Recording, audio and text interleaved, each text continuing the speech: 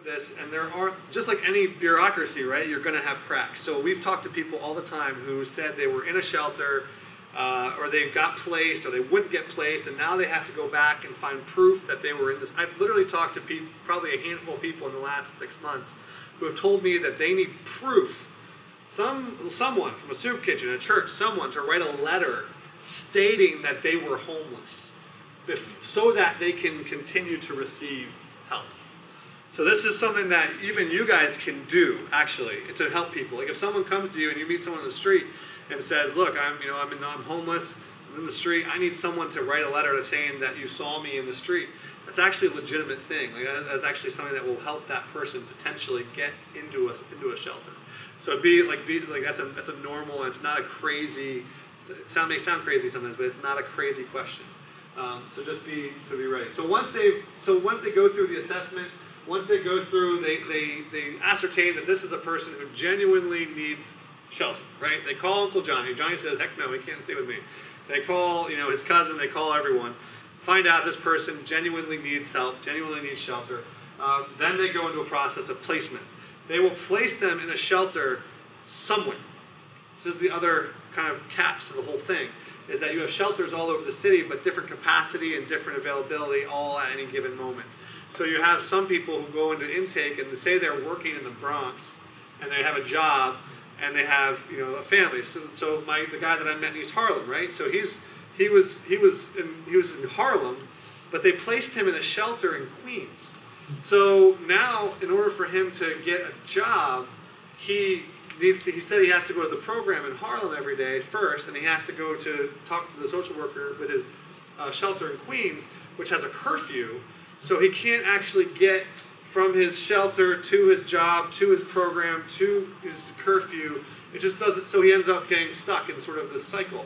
And that's that's common. That's not an unheard of thing. You have people who are getting placed in shelters where there is space. And because it's free and because it's a shelter, they really have zero leverage to say, "Listen, I have a job in the Bronx. Can you find a shelter for me in the Bronx?" They can say that, but there is absolutely no reason why the person doing their assessment has to look there or has to. So it's really kind of luck of the draw. That's why one of the other things I tell people when I'm telling them about this system is to be overly friendly with their assessors. Okay, this may sound like something silly, but it's actually a really huge deal. Like I tell people, when you go into that assessment, be friendly, be nice, be patient. Yes, sir. No, sir. Okay, absolutely. Not because it's because you're going. If you work in the Bronx and your family or all your network is in the Bronx, by the time you get to the point where you're like, "Hey, would you mind looking for a place in the Bronx?" If you started out that appointment with kind of a chip on your shoulder and you're ticked off because of the process getting you to that point, and you're making demands, that person's seeing hundreds of people a day. They're not going to go out of their way to help you out and send you to a shelter in the Bronx, even if there's space, because you've been kind of impatient and rude. And so, like I tell people before they go into the system, I'm like, okay, make sure you get as much proof as you can, as much proof of need. If you can have a friend write a letter of eviction, if you can have a friend be willing to give their number as proof of need. Yes, call this person. He will tell you that I am no longer able to stay with him. Then I will say, on top of that, you need to be really friendly, really appreciative. Even if the person treats you like a dog, even if the person is rude, try to instill that into the person that you're trying to help through the system, because just having a friendly attitude can literally be the difference between them getting placed in a shelter that's 3 hours for their kids on the school bus, on a bus or a train to get to school, or 20 minutes.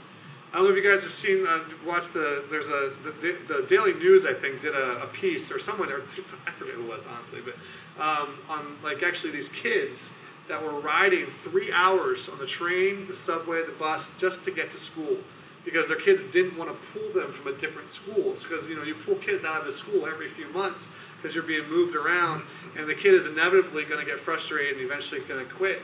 And their odds of dropout go up, and the minute the odds of dropout goes, the kids now, their future is at stake, and now they're struggling to get ahead. So getting placed in a shelter close to home or close to the school is actually a really big deal. And sometimes just being friendly and patient and considerate with someone that's doing the assessment can be the difference in that regard. So once they get placed. So if so the guy I met in Harlem, he got placed in Queens. Once you get placed, now what they have is they have I don't know if they're all doing it, but they have actually a 30-day intake shelter. So they basically doubled down on the whole intake process. So now people will go into a shelter for 30 days where they won't just assess them for that 24-hour period. They will now assess them for 30 days. Now, the goal of that is to see if there's a way to expedite their housing. Because right now there's sort of a change in the winds in terms of philosophy. Right now the Mayor de Blasio, and there's a number of other cities are practicing this philosophy called housing first. And this new model basically says that it's cheaper to give someone who is homeless a room rent-free than it is to put them in a shelter and then deal with the consequence of homelessness, chronic homelessness, like ER visits, police costs, jail costs, lawyer fees. Like, it's actually for doing things that homeless folks do, like using the bathroom in public. Like, it's cheaper to actually just give them a room. So because of this model and this conclusion that they've come up with, there's a lot of people right now who might qualify for housing right away. Now most of those, and that's going back to the original distinction, right? I talked about housing versus shelter. So now I'm kind of jumping to housing. So like the goal for this is to find a 30-day assessment shelter where they can see if this is a person who qualifies for housing right away. Now honestly, New York City, guess what? There is no housing, right? Cost of living is skyrocketed. Like, you just can't, there are no low-income apartments. Like, I don't know if you guys have read the articles about the building developers who are getting subsidies for building lower-income apartments, but then they're getting sued because they have a separate entrance. They're calling it a pour door. There's all kinds of legal, rigmarole around that. So, like, the government's trying to find a way to incentivize these building developers to build low-income housing because they just don't have enough. Because a room in, Upper Manhattan goes for $3,000 a month. So because of that, they're not going to rent them out to someone getting paid from Medicaid or Social Security at $500 a month. They're going to, flip it, and they're going to renovate, and they're going to jack the rate, and they're going to make a bunch of money. So they're trying to find ways to incentivize lower income housing, but it's still a slow process. So because of that, the only people right now who are really getting subsidized affordable housing are veterans and like families and people with disabilities specifically. So basically, if you're a hardworking Joe, the age of 30, and you just happen to have really, really bad luck and you've had a rough go of things and can't find work, you are on the very bottom of the list. There really is they're not going to be able to jump from the 30-day assessment shelter right to affordable housing. That's not going to happen. So what they're going to do is they'll assess them for 30 days, and then what they'll do is they'll place them in a longer-term shelter, which could be, it's typically a year. They have to stay there for a year at least, and they have to then be reassessed, and then they'll see where they go from there. I've talked to people who've been in a shelter for over 3 years, waiting to get housing because they're having trouble getting work. They can't get enough money, so they're getting placed in a longer-term shelter. However, the 30-day assessment shelter is allowing people who do have disabilities, who are veterans, who do qualify for certain monies that allow them to get, sort of move up to the front of the line of affordable housing. So like families, I know even I've seen things in the news about Mayor de Blasio trying to get, they said he was trying to get 300 families housed this year or something. So they're trying to do things to get people from the shelter system into the affordable housing, but it's a process. So this is the sort of the layout of the New York City shelter system in terms of intake and process. Does that make sense? Any questions on that? All right. So the next option, when you talk to someone who's in the street, is privately funded shelters. Okay, and I'm still talking about, so you have that whole system. Now, honestly, when people tell you in the street that they will not go to a shelter, guess what they're talking about? They're talking about the New York City shelter system. They are not, very few people who are homeless in the street make the distinction between private shelters and public shelters. So when they talk, they say, oh, I'm not going to a shelter. I got robbed there, I got molested there, I got raped there, I got abused there. And guess what? Most of those stories are probably true. I've met people who have been robbed multiple times. There was actually a guy who used to come to our bus in East Harlem. He was the sweetest guy in the world, disabled guy, couldn't advocate for himself, and he was getting raped repeatedly in the shelter that he was in because he was like a child in a man's body. So he was really just getting abused viciously in the shelter system. Again, I'm not trying to say all shelters are like that. I'm just saying there's enough truth in it to merit the reputation that has now been sort of widespread. So you will meet people who will say, yeah, I'm not going anywhere near a shelter. But privately funded shelters are different in that regard. Privately funded shelters are extremely temporary. Okay, so you meet someone in the street, they say, listen, I'm in the street, I need a place to stay. They say, I'm not going to a shelter. You can say, okay, well, I'm not talking about New York City shelter. I'm not talking about Bellevue. I'm talking about like a private shelter. But the problem is it's extremely temporary. So if you're in a private shelter, like the New York City Rescue Mission, I have some examples. Queen of Peace, Missionaries of Charity, go back. There we go. All right.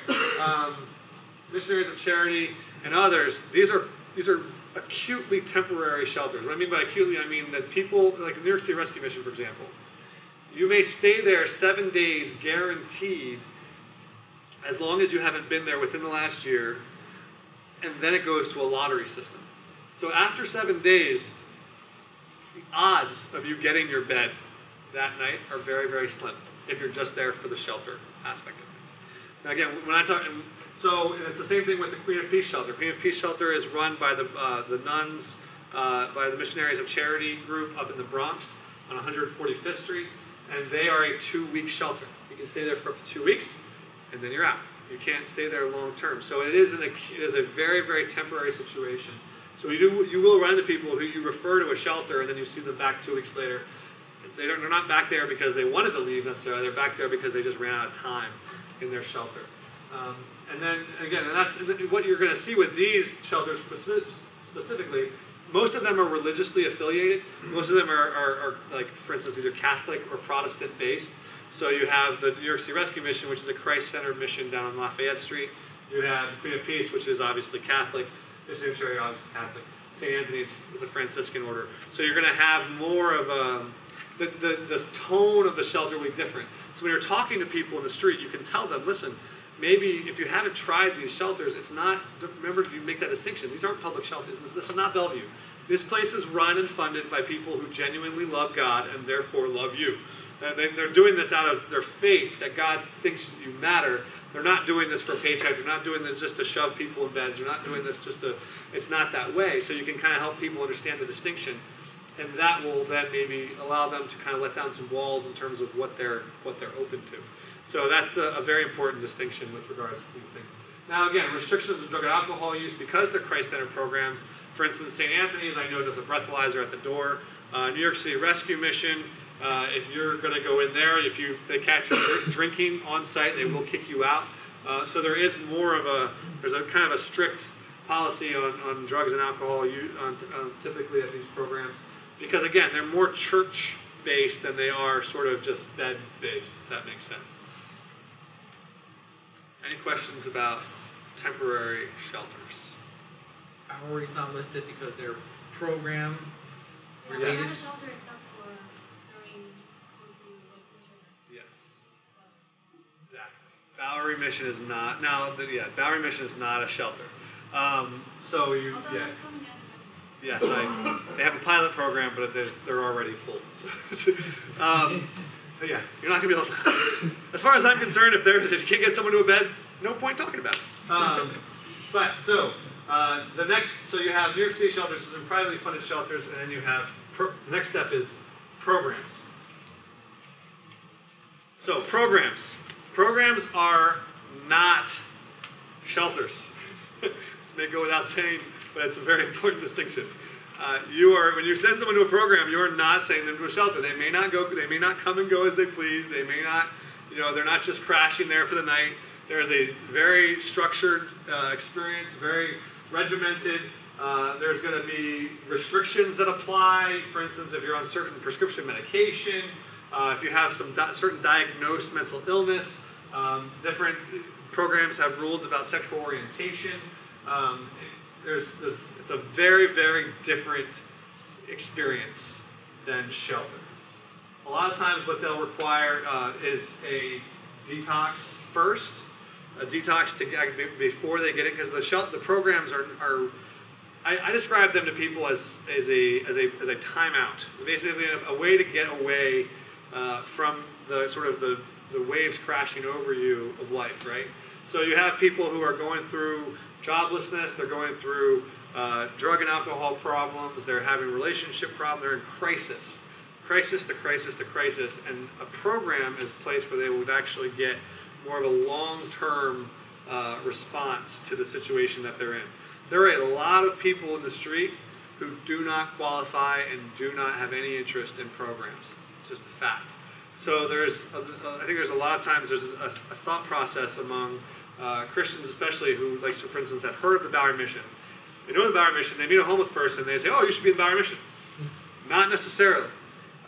In fact, probably most of the people who are in the street shouldn't or wouldn't be allowed into the Bowery Mission, the program. It's just the way it is. Same thing with the New York City Rescue Mission. They have a program for men, and they go through that program. It's a 6-month thing. It's literally like bringing someone into your home. It's more like that. So like you're not just providing a bed for someone, you're actually inviting them into a long-term process of rebuilding, of restoration, of discipleship. And even if you're talking about a secular program, like a drug program, inpatient, long-term program is the same kind of thing. You're going to have to, usually if it's a secular program, there's some sort of billing involved, whether it's Medicaid or otherwise. There's also, again, long-term, like you're talking 6 months to a year, you're talking about counseling, you're talking about job skills, you're talking about all these different things that someone will be rebuilding, but they'll be doing it on site. There'll be restrictions about phone use. There'll be restrictions about being curfews, coming and going. You may have to have like a 30-day blackout period where you go in for 30 days and you can't talk to anybody outside the program. That's not uncommon. So, and the reason for that is that if someone goes into the program and the only people that they have on their phone are their drug dealers, and you're trying to help them get off of drugs, you end up with a problem when they're calling their drug dealer every other day. So what they'll do is they'll say, no, you're going to do a blackout period, because at the end of 30 days, probably the only people who will still call you are actually people who care about you. The people who don't care about you so much and just want to give you drugs and keep you in bondage, they'll probably stop calling about the second week. So the idea is like you'll have a more structured environment. So again, when you meet someone in the street, you're not going to be able to say, hey, you should go to the Bowery Mission. Yes, I mean, it's possible, but you have to find out more information. You have to find out about the intake process. You have to talk about what the rules are in terms of their drug, the drug and alcohol that they struggle with, and the life control issue that they struggle with. What is the process to get them into that program? And like I said, and then and detox. Detox is a big deal. So let's talk about detox. Does anybody have any questions before I go into that? Okay. Detox. So, the reason why most programs, secular and Christian, require a medical detox before people go in is because most of these programs do not have physicians on site. You do not have medical personnel. Most of them don't get funding for that. You just don't. It's just they may have nurses during the day, like a nurse during the day or something, but they don't have the capacity to deal with someone who is medically shutting down. If their body is responding poorly to, like they're using opiates or alcohol or benzos or something, your body can respond very badly, can go into shock, and there are people who die as a result of detoxing because their body just can't deal with that. So a lot of these programs will have rules. They'll say, listen, we'd love to have you come in the program, but you have to do a detox first. So you're going to have detox. So if you meet someone who is on the street and they are drinking alcohol, a lot of alcohol, you cannot just take that person to the Bowery Mission. I mean, you could, but the odds are, or the New York City Rescue Mission or wherever, or Samaritan Village or a program, you could take them there, but then what they're going to do is they're going to say, well, this person needs detox. And they're going to send that person someplace else. And so what can kind of skip that process in terms of your job as a referrer, if that's a word, is to then get the person directly to a detox and then work on an aftercare plan for the person once they're there. So the goal is to get the person into detox first.